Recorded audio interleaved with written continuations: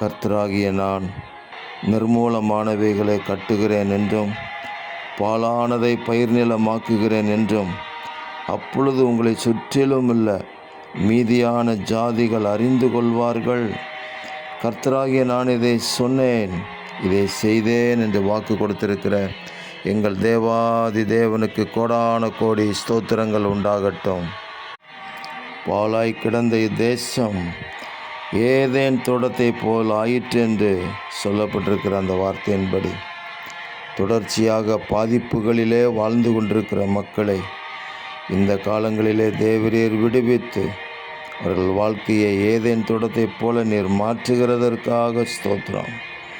சுற்றிலும் உள்ள ஜாதிகள் தேவனுடைய மகத்துவத்தை, எங்கள் தேவனுடைய மகிமையை அறிந்து கொள்ளும்படிக்கு தேவரீர் நீங்கள் இந்த அற்புதமான காரியங்களை செய்கிறதற்காக ஸ்தோத்திரம்.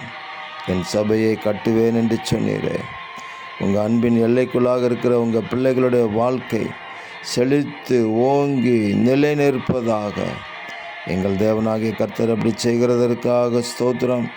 இரட்சகர் இயேசு கிறிஸ்துவின் நாமத்தில் ஜெபிக்கிறோம் பிதாவே. ஆமேன், ஆமேன், ஆமேன்.